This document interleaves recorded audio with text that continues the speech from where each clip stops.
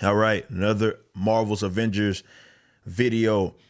They are putting out, as I mentioned in my last video, a video, or more so a blog, right? That's what they're putting out like every day leading up until the first, where they will then have the another war table, which is the same day, September the 1st, that is. If you pre-order that, well, a deluxe edition, you get 72 hours of early access, so which is what I have, so we'll already be playing the game by then. But today they released one that's speaking about the gear.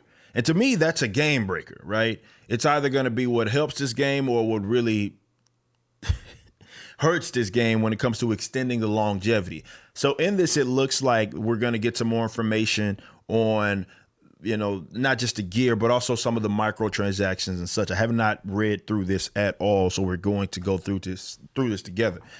Sorry if the screen's kind of jacked up and whatnot, and you can't see like everything. All right, but here we are. It says Marvel's Avengers, everything you need to know about gear and cosmetics. From our very first presentation of Marvel's Avengers at E3 2019, we've made it clear that reassembling the Avengers was just the start of our story. We also committed to the future playable updates, such as character, story, content, missions, and regions will be available at no cost to players. So I did this long write-up for those that may be new here. It is on Reddit as well. We wanted to get the devs' attention after we had done so many streams. We had talked about this game so much, and we had some ideas. This was one of the things that I mentioned as a worry, because I know a lot of folks were hyped on that. They're like, oh, wow, they're not going to be charging us for characters and additional like regions and all of that stuff. And I was worried because I'm thinking about the economics of it all. I'm like, okay, are they going to be able to fund this? This is supposed to be live service. It's supposed to be a long-term project. Are they going to be able to fund this with new content coming out on just cosmetics? And if so, how is that going to work? Continuing going, it says to put this content into context, Hawkeye will have his own unique in-display story mission chain, which can be played either co-op or solo. He'll also bring a new villain with him. And like the core 6 heroes, he and all of the future heroes will have custom move sets, combos, skills, gear, heroics, and an assortment of free unlockable outfits, emotes, and nameplates. By releasing all of this content for free, we prevent content gating and guarantee that you and your friends can experience these exciting additions together, taking on emerging threats as a team of Earth's mightiest heroes. Again, this is an awesome thing for those that are like, of course, they $60, you pay that and you should be done with it. A lot of y'all think you should be free to play and no microtransactions. But I understand the economics of it all. This is not a game that they're trying to make it seem as if you're just going to be playing it like a linear experience and be done with it after a week and a half or something like that. This is supposed to be long-term, which means long-term support of the game. It's not one of those, all right, we're done with the project. We may have some guys do some patches here and there, but we're done. This isn't really like that. So we've also committed that content purchasable with real money in Marvel's Avengers will be aesthetic-only additions, which will ensure we can keep the game fresh for years to come. Okay, so we knew they talked about that, but this blog is just confirming it. I know a lot of people were like, is it really like that? Is it not like that? It's only basically what you see, what you view cosmetics that are tied to the what's going to be purchasable with real money. I know that in itself will excite a lot of you. The fight against AIMS is only just the beginning. There's so much more story, yada, yada. Our in-game economy is built on player-first approach where you can earn outfits, emotes, nameplates, and gear, and amazing gear through play, as well as tailor your style with store cosmetics purchase using credits obtained by exchanging real-world currency. So, buying money, getting that in-game currency, and then purchasing cosmetic stuff. In the spirit of transparency with our community, here's a breakdown of how it all works. What are cosmetics? Okay, so we got outfits, only aesthetic. They do not influence the gameplay. This is an intentional decision to avoid pay-to-win scenarios. Okay, I ain't mad. Emotes says character-specific emotes. Of course, this is the goofy things that you can do. They got takedowns, which they did talk about that. I saw someone said that I was like lying on this. I was like, no, I'm pretty sure they said before that they're going to be like these takedowns, and those are going to be cosmetic changes. Like they're not going to be stat changes. They're going to be cosmetic changes. So when I do that little choke slam with, and then I stomp on him with hook, there's going to be other things that he's going to be able to do in those takedowns that are purely cosmetic. The damage and such is going to be the same.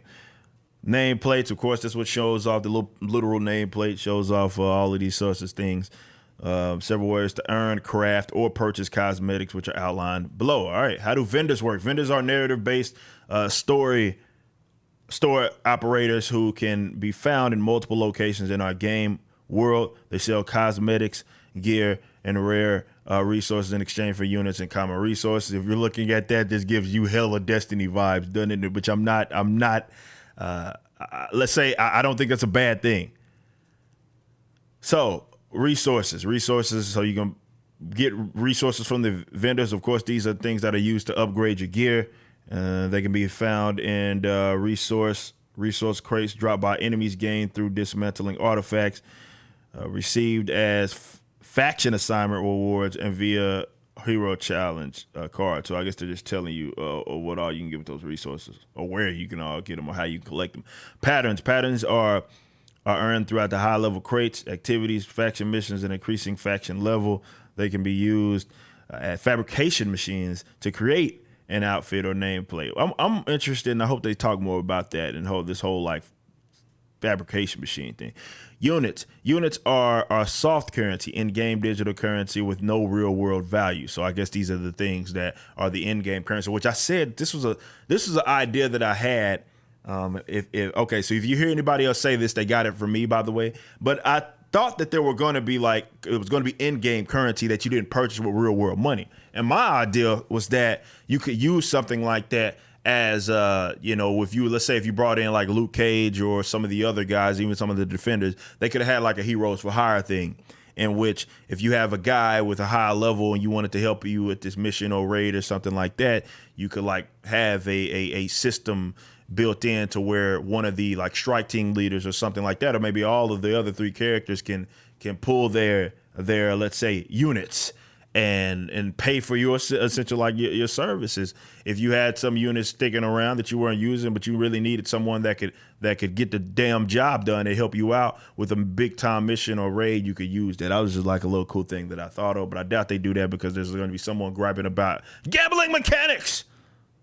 Anyway, but they say which can be spent with vendors. Units can be found in strong boxes are earned as rewards for increasing your faction level. This is kind of gear vendor. This is old Roy. Model B, by the way.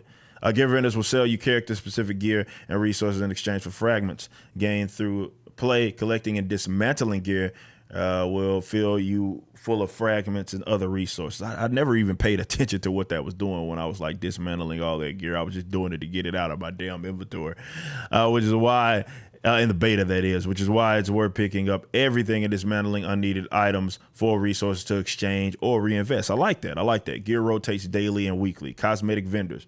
Okay, got old Chastity.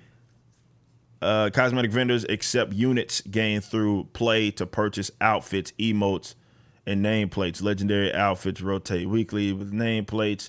Emotes and epic and rare outfits rotate daily. Wow, excuse me. Nameplates, emotes, and the epic and rare outfits rotate daily. Gotcha. Okay. Interesting. It looks like they're just basically talking about all of this stuff is stuff that you're earning in game by playing the game. I don't think you can really use in world or real life money in game to pay for these particular things. But I guess they'll talk about the marketplace here. How does the marketplace work? In addition to all the content you can earn or buy with units from vendors, also features a marketplace. The marketplace exists outside the game's narrative and is accessible via the main or cosmetic menu. It is a place for us to feature purchasable cosmetics in the form of outfits, emotes, takedowns, and nameplates. Okay, so all of those are things that you can, even the takedowns. Not a bad idea, guys, because I know I was afraid, I ain't gonna lie, that like cosmetic only stuff is like, look, I know people talk about Fortnite, and I know people like, just chill out. Your worries are a little too high there. I'm like, man, I don't know if that's gonna be enough, because I look at it like myself, like, dude, I'm not paying for a whole lot of skins or anything like that, because I don't really care for that. Now, unless there was like some cold black and gold one, then I'd probably pay for it.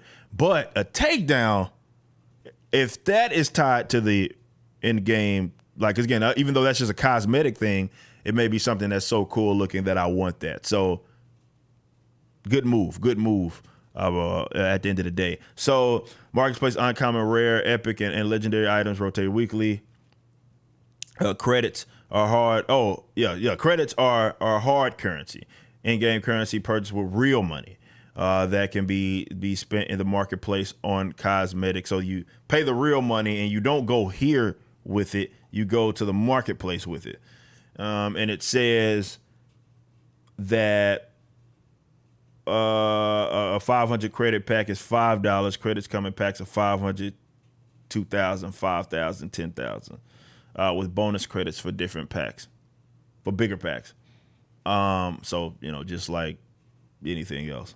So hero challenge cards. Now, this is what I saw. I didn't know how they were going to do this because, we were purchasing with that in-game money. I did not know if that meant like you had to pay to get, or you could pay to like fly through this, because pay like real money, because a lot of that had resources. So it would be a little more than just cosmetic, because those resources can be used to upgrade gear. So if you could pay real money and then just max out the damn hero card, then you do get cosmetic things, because there are skins here, as you can see with Iron Man here, but there are also some things that could upgrade gear in like getting some of the resources. The challenge card allow players to earn resources, units, credits, and cosmetics for completing in-game challenges. Essentially do things to earn cool rewards. The hero challenge cards allow players to earn. So you can earn. What are they calling this? Credits. Yeah. So you can earn hard currency through the hero challenge cards. Interesting.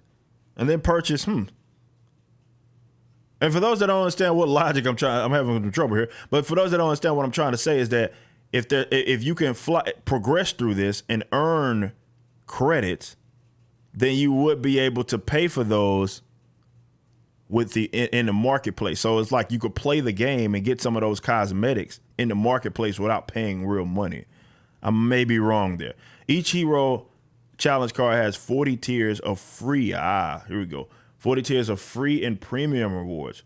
Rewards are earned via challenge points by completing daily and weekly challenges. So are there more than 40 tiers? Or is 40 tiers the max? I say free and premium rewards. I'm all right. I'm confused. I ain't gonna lie. Rewards are earned via challenge points I know that. Hero challenge card rewards may include, rare resource bundles. So basically a bunch of resources that you can use to upgrade your gear. Units and credits. Again, one of those is in-game soft currency, or the other's hard. You get nameplates and outfits. We've activated the premium hero card challenge rewards for all 6 starting heroes at launch. So you can earn and enjoy all content across 40 tiers for free. When we introduce new hero challenge cards for post-launch heroes, the cost to activate the premium rewards will be 1,000 credits. Confusing. So it sounds like they're saying that when it comes to the hero card, which you can earn all of those different things, with all of the other characters, you can get all of that for just playing the game. You can fly through that hero card, the 6 characters. But when the new characters get introduced, if you want to get the premium rewards to activate those, you need 1,000 credits, and the credits are what you pay in-game currency for. Now, my only question about that is what's tied to the quote unquote premium credits is really my own, or the premium awards. Because if you have a premium reward system tied to the post-launch stuff still, how much of that are you getting for free, I guess is my question. Because again, it comes the same thing where you can basically pay to get the resources. Now, granted, you still have to pay the game to get the gear, but you can at least pay to upgrade the gear. With the real, with the, or you, I don't know how that's gonna work. I really don't know how that's gonna work. Let's see, maybe they explain it here. We want to reward players for their time, so you activate the premium rewards of a hero challenge card for 1,000 credits. You can earn.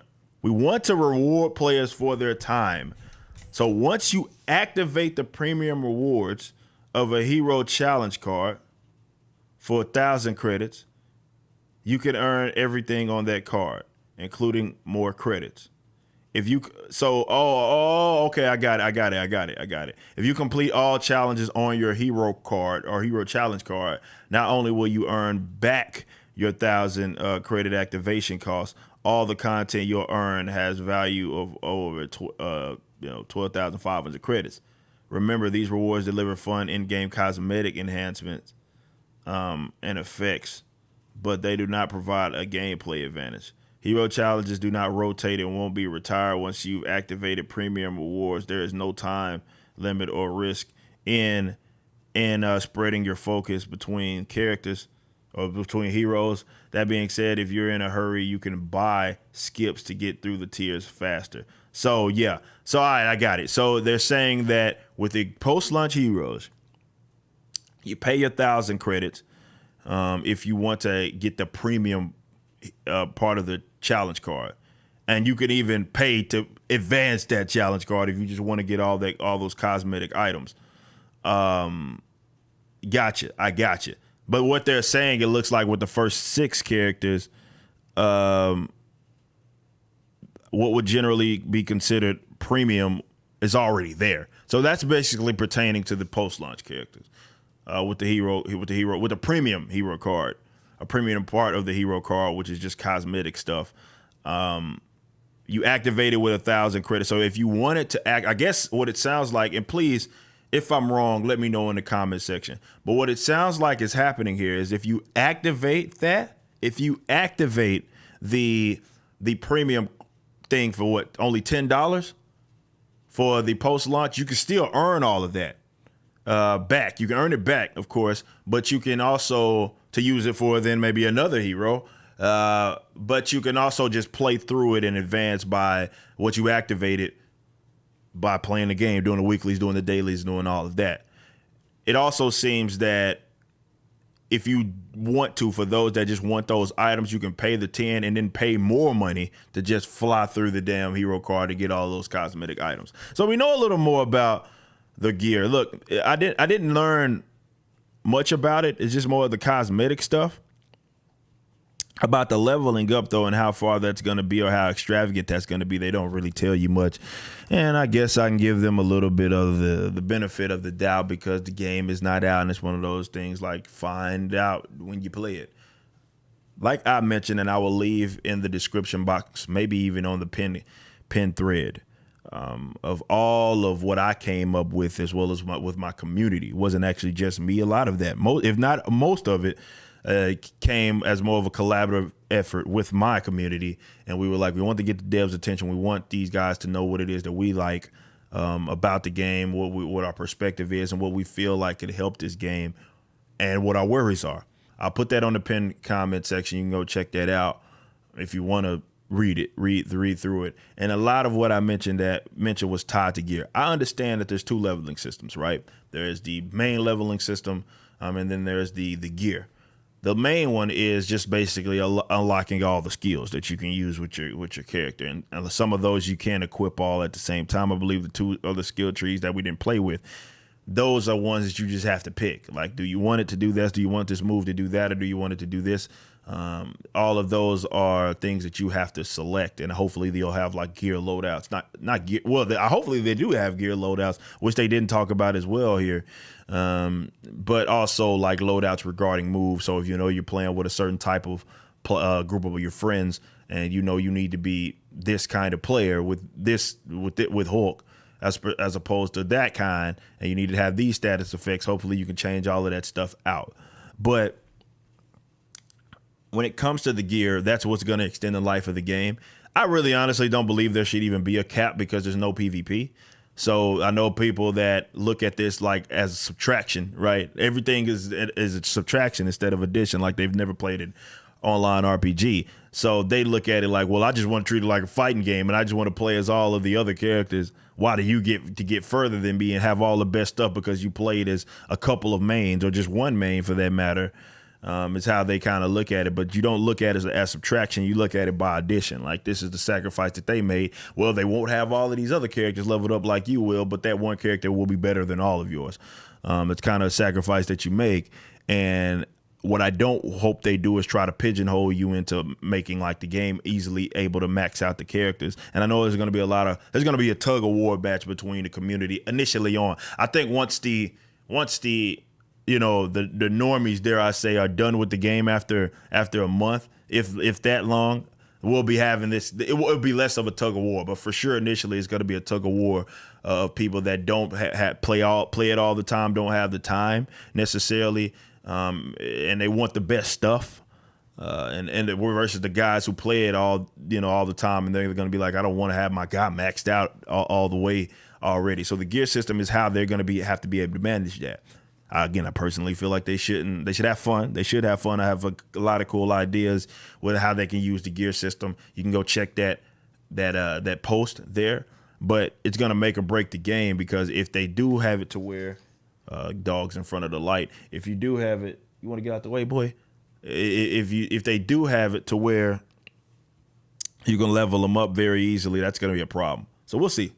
We'll see. I think that's going to make or break the game. We didn't learn much. We did learn more. Well, no, we learned a lot, but we didn't learn much about what I was just talking about. Microtransactions, you do understand how they're going to work. I know that was a worry for a lot of you guys and even myself, but I was worried for a different reason. I wasn't worried about being nickel and dime. I was worried about, is this game going to be able to be supported with just strictly cosmetic stuff? So we'll see. Let me know what your personal thoughts are, or your views. Until next time, y'all be easy. Peace.